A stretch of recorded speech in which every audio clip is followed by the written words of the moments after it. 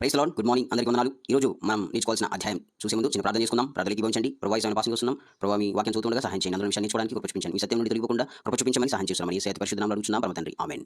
Praise Lord. అందరికీ వందనాలు మరొకసారి. ఈరోజు మనం నేర్చుకోవాల్సిన అధ్యాయం అందులో విషయాలు చూద్దాం. Welcome back to the Bible reading programme. ఈరోజు మనం నేర్చుకోవాల్సిన అధ్యాయం ఏంటంటే ఆదికాండం 20 అధ్యాయం. లాస్ట్ 19 అధ్యాయంలో దేవుడు సహాయం చేశారని బట్టి దేవునికి thanks. The book of Genesis chapter 20 అందులో భాగంగా మనం నేర్చుకోవాల్సిన విషయాలు అబ్రహాం గురించి, అబీమెలెకు గురించి మనం నేర్చుకుంటాం. మర్చిపోకండి, read the Bible every day. Let's start our programme.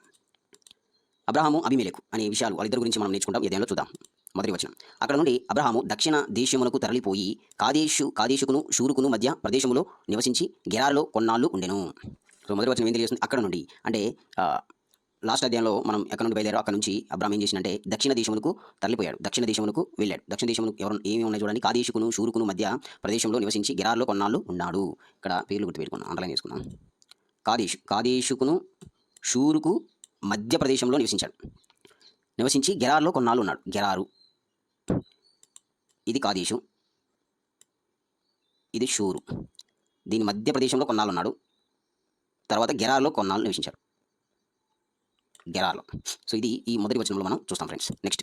అప్పుడు అబ్రహాము తన భార్య అయిన షారాను గూర్చి ఈమె నా చెల్లెలని చెప్పాను గనుక గెరారు రాజైన అబీమెలెకు షారాను పిలిపించి తన ఇంట చేర్చుకొనెను. సో చూడండి, అప్పుడు ఐగుప్తులో రిపీట్ అయినదే ఇక్కడ కూడా రిపీట్ అయింది. వేరే దేశం వెళ్ళారు కదా. అప్పుడు అబ్రహాము షారా నువ్వు నా చెల్లెలని చెప్పు అని చెప్పినట్లుగా మనం చూస్తాం. గెరారు రాజు ఎవరు? గెరారు రాజు అబీమెలెకు. గెరారు రాజైన అబీమెలెకు అబ్రహాము షారాను గురించి ఏం చెప్పింది? ఈమె నా చెల్లెలు అని చెప్పింది. అప్పుడు ఆ అబీమెలెకు షారాను పిలిపించి తన ఇంట చేర్చుకున్నాడు. మూడవ వచనం. అయినను రాత్రి వేళ దేవుడు స్వప్నమందు అబీమెలెకు నొద్దకు వచ్చి, అబీమెలెకు స్వప్నమందు దేవుడు ప్రత్యక్షమయ్యాడు. నీవు నీ ఎంట చేర్చుకున్న స్త్రీ ఒక పురుషునికి భార్య గనుక ఆమె నిమిత్తం నువ్వు చచ్చినవాడవు సుమా అని చెప్పాను. సో దేవుడు అబీమెలెకు వదిలిపెట్టలేదు. ఎందుకంటే దేవుడు ఒక ప్రణాళిక. వాళ్ళ మనిషి, వాళ్ళు దేవుని మనుషులు వాళ్ళు ఏమంటే చేయలేరు. అది మనం గుర్తుపెట్టుకోవాలి. సో దేవుడు నీ పట్ల ప్రణాళిక కలిగి దేవుడి మాట నువ్వు వింటూ ఉంటే, నువ్వు దేవుడు విజన్ కలిగి నువ్వు ముందుకెళ్తూ ఉన్నప్పుడు నేను ఎవరైనా టచ్ చేయడానికి ప్రయత్నం చేస్తే ఎవరు టచ్ చేయలేరు. దేవుడు ఖచ్చితంగా యాక్షన్ తీసుకుంటాడు వాళ్ళ మీద. అదే జరిగింది కదా. అబ్రహాము అబ్రహాం భార్య అయిన షారా గెరారు రాజైన అబీమెలెకు తన ఇంట్లో చేర్చుకున్నప్పుడు ఆ రాత్రి అబీమెలెకు ప్రత్యక్షమై, నువ్వు చేర్చుకున్న స్త్రీ ఒక పురుషునికి భార్య, ఆమె నువ్వు తాకితే నువ్వు నిశ్చయంగా చచ్చిపోతావు, సుమా జాగ్రత్త అని దేవుడు వార్నింగ్ ఇస్తున్నాడు. నెక్స్ట్ వచనం. అయితే అబీమెలెకు ఆమెతో పోలేదు కనుక అతడు, ప్రభువా ఇటు నీతి గల జనమును హతము చేయుదువా అని. అప్పుడు అబీమెలెకు అంటున్నాడు, నేను ఆమెతో పోలేదు, ఆమె కోలేదు. ప్రభువా నేను నీతిపరుణ్ణి, ఈ నీతి గల జనమును హతం చేస్తావా అంటున్నాడు. అంటే దేవుడు కొద్ది భయం ఉంది అబీమెలెకు. ఈమె నా చెల్లెలని అతడు నాతో చెప్పలేదా? మరియు ఆమె కూడా ఇతడు నా అన్న అని అనెను. నేను చేతులతో ఈ దోషము చేయక యథార్థ హృదయముతో ఈ పని చేసి తిని అనెను. ఈమె నా చెల్లని అబ్రహాం చెప్పాడు. ఈమె కూడా అతడు నా అన్న అని చెప్పింది. నేను చేతులతో ఈ దోషము చేయక యథార్థ హృదయంతో ఈ పని చేశాను అని అబీమెలెకు దేవుడితో చెప్తున్నాడు.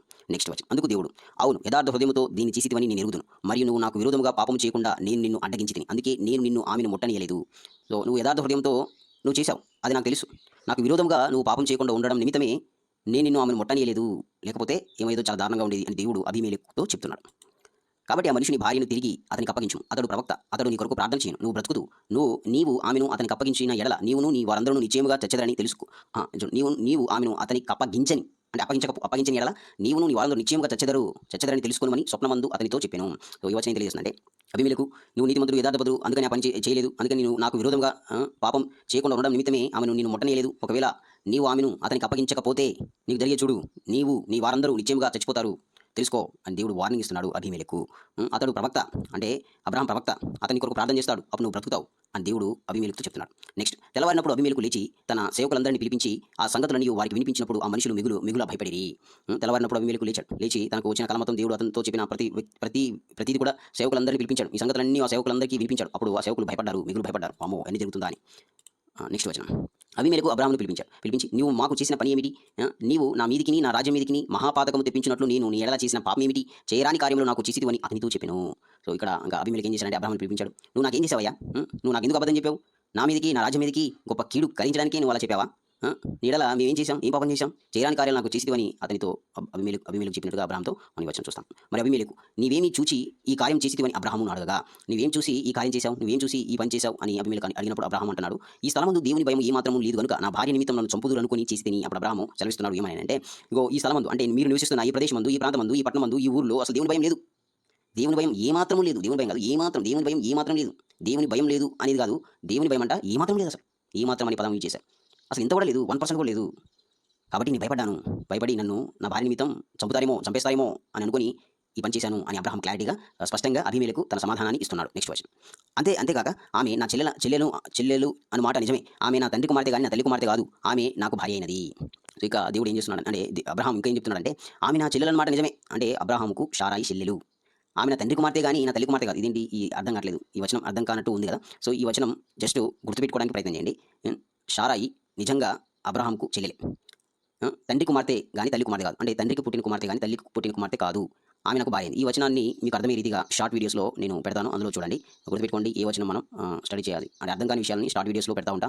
దయచేసి అందులో మనం నేర్చుకుందాం. ఎందుకంటే ఇందులో మనం ఎక్స్‌ప్లెయిన్ చేసుకుంటూ పోతే మనకి సమయం లేదు కాబట్టి. ఓకే. ఆదికాండం 20 అధ్యాయంలో 12వ వచనం మనం షార్ట్ వీడియోస్‌లో దీని గురించి నేను పెడతాను. అది మీరు గుర్తుపెట్టుకోండి. జస్ట్ గుర్తుపెట్టుకోండి అంతే. ఇది ఎలా అయింది, ఏంటి కథ అనేది, ఎందుకు ఆమె చెల్లెలు అని ఎలా అయిందనేది మనం తర్వాత నేర్చుకుంటాం. నెక్స్ట్ వచనం. దేవుడు నన్ను నా తండ్రి ఇల్లు విడిచి దేశాంతరం పోవునట్లు చేసినప్పుడు నేను ఆమెను చూచి మనము పోవు ప్రతి స్థలమందు ఇతడు నా సహోదరుడని నన్ను గూర్చి చెప్పుము. నీవు నాకు చేయవలసిన ఉపకారం ఏదేని చెప్పితివి అనెను. దేవుడు నన్ను నా తండ్రి ఇల్లు విడిచి దేశాంతరం పోవునట్లు చేసినప్పుడు అని అబ్రహాం ఇంకేమంటున్నాడంటే దేవుడు నా తండ్రి ఇల్లు, ఆస్తి, నా దేశం, నా ఆస్తి అంతా మొత్తం విడిచిపోమని చెప్పాడు దేవుడు. అలా చెప్పి చేసినప్పుడు ఏమైందంటే నేను ఆమెను చూచాను. చూచి ఇగో మనం పోవు ప్రతి స్థలమందు మనం పోతాం కదా! ఇంకా మన సొంత ఊరిని వదిలి వేరే ఊరు వెళ్ళినప్పుడు ఆ ఊర్లో, ఆ పట్టణంలో, ఆ ప్రాంతంలో నీవు నా సహోదరుడు నన్ను గూర్చి చెప్పుము. నువ్వు నా సహోదరుడు అని నన్ను గూర్చి చెప్పుము. నువ్వు నాకు చేయవలసిన ఉపకారం ఇదే అని ఆమెతో నేను చెప్పాను. అందుకని ఆమె అలా చెప్పింది. నేను కూడా అలానే చెప్పాను అని అబ్రహాం క్లారిటీ ఇస్తున్నాడు. ఇగో దేవుడు ఏం చెప్పాడంటే నా తండ్రి ఇంటిని విడిచిపోమని చెప్పినప్పుడు మేము ఇతర దేశాలకు, ఇతర ప్రాంతాలకు వెళ్తాం కదా! అక్కడున్న రాజులకి ఈమె నా సహోదరుని చెప్తే ఆమె నిమిత్తం నేను బతుకుతానేమో అనే ఉద్దేశంతో అలా చెప్పమని చెప్పాము అని అబ్రహాము అబీమెలెకుతో చెప్తున్నాడు. అబీమెలెకు గొర్రెలను, గొడ్లను, దాసీ జనులను రప్పించి అబ్రహాంకిచ్చి అతని భార్య అయిన షారాను అతనికి తిరిగి అప్పగించెను. అబీమెలెకు భయపడ్డాడు. సేవకులంతా భయపడ్డారు కదా! ఆ విషయం దేవుడు స్వప్నమందు తెలియజేశాడు కదా! ఇగో ఇంకా అబీమెలెకు పిలిపించి ఈ విషయాన్ని తెలుసుకున్నప్పుడు అబ్రహాంకు ఏమి ఇచ్చాడంటే గొర్రెలిచ్చాడు, దాసీ జనాలనిచ్చాడు. అక్కడి నుంచి అబ్రహామును తిరిగి భార్య అయిన షారాను అతనికి అప్పగించేశాడు అబీమెలెకు. సో, అప్పుడు అబీమెలెకు ఇదిగో నా దేశము నీ ఎదుట ఉన్నది. నీకు ఇష్టమైన స్థలమందు కాపురముండు అనెను. అబీమెలెకు ఇంకేమంటున్నాడంటే ఇయన్నీ ఇచ్చుకో, గొర్రెలు, దాసీ జనములను ఈ భార్యను షారాని తీసుకో. ఇదిగో ఈ దేశం ఉంది కదా, నీ నివసించే ప్రదేశం ఉంది కదా, ఈ దేశంలో ఏ స్థలంలో అయినా నువ్వు నివసించవచ్చు, ఎక్కడైనా నువ్వు ఉండొచ్చు అని అబీమెలెకు చెప్తున్నాడు. నెక్స్ట్ వచనం. మరియు అతడు షారాతో ఇదిగో నీ అన్నకు నేను 1000 రూపాయలు ఇచ్చి ఉన్నాను. ఇది నీ ఎద్దనున్న వారందరి దృష్టికి ప్రాయశ్చిత్తముగా నుండుటకై ఇది నీ పక్షముగా ఇచ్చి ఉన్నాను. ఈ విషయమంతటిలో నీకు న్యాయము తీరిపోయినది అనెను. ఇంకా షారాతో అబీమెలెకు అంటున్నాడు ఇదిగో మీ అన్న అంటే అబ్రహాం, నీ భర్త అయిన అబ్రహాంకి నేను 1000 రూపాయలు ఇచ్చాను. ఈ 1000 రూపాయలు ఎందుకు ఇచ్చాను అనేది కూడా చెప్తుంది. ఇది నీ ఎదురున్న వారందరి దృష్టికి, ఇదిగో నీ ఎద్ద ఉన్నారు కదా వాళ్ళందరి దృష్టికి ప్రాయశ్చిత్తంగా అంటే వేల నుండుటకై ఇది నీ పక్షముగా ఇచ్చి ఉన్నాను, ప్రాయశ్చిత్తంగా నేను ఇచ్చి ఉన్నాను. ఈ విషయం అంతటిలో నీకు న్యాయం తీరిపోయింది. ఇది న్యాయం తీరిపోయిందని అబీమెలెకు షారాతో చెప్తున్నాడు. ఈ వచనం కూడా మనం ఒకసారి స్టడీ చూద్దాం. అబ్రహాం దేవుని ప్రార్థింపగా దేవుడు అబీమెలెకును అతని భార్యను అతని దాసీలను బాగు చేసెను. వారు పిల్లలు కనిరి. అబ్రహాము దేవుణ్ణి ప్రార్థించాడు అబీమెలెకు గురించి. అప్పుడు దేవుడు ఏం చేశాడంటే దేవుడు చెప్పాడు కదా అతని ప్రవక్త అతని గురించి ప్రార్థన చేస్తాడు, అప్పుడు నువ్వు బ్రతుకుతావు అని చెప్పినప్పుడు దేవుడు అబీమెలెకుతో చెప్పాడు కాబట్టి అబ్రహాం అబీమెలెకు గురించి ప్రార్థన చేసినప్పుడు అబీమెలెకు భార్య, అతని దాసీలు అందరూ బాగుపడమే కాదు వాళ్ళు పిల్లలు కన్నారు. ఎలా అనగా అబ్రహాము భార్య అయిన షారాను బట్టి దేవుడు అబీమెలెకు ఇంటిలో ప్రతి గర్భమును మూసి ఉండెను. సో, ఇది చాలా సంవత్సరాలు జరిగింది. వాళ్ళ అబ్రహాము అబీమెలెకు ఇంటి దగ్గర షారాయి ఉన్నది చాలా కాలం ఉండొచ్చు. అబ్రహాం భార్య అయిన షారాను బట్టి అబీమెలెకు అతని దాసీలకు దేవుడు వాళ్ళందరి జనాలకు గర్భం మూసించేశాడు. వాళ్ళకి పిల్లలు పుట్టలేదు అప్పటిదాకా. సో, ఈ వచనాలు మనం చూస్తాం ఫ్రెండ్స్. ఈ అధ్యాయంలో మనం ఏం నేర్చుకున్నామంటే అబీమెలెకు గురించి మనం గెరారు రాజైన అబీమెలెకు గురించి మనం నేర్చుకుంటాం. ఒకసారి చూద్దాం. చూడండి అబీమెలెకు అది ఏ రాజు? కాదేశుకును షూరుకును మధ్య నివసించాడు. అక్కడ గెరారు రాజు ఉన్నాడు. ఆయన పేరు అబీమెలెకు చెప్పిన మాటలు మనం చూస్తాం.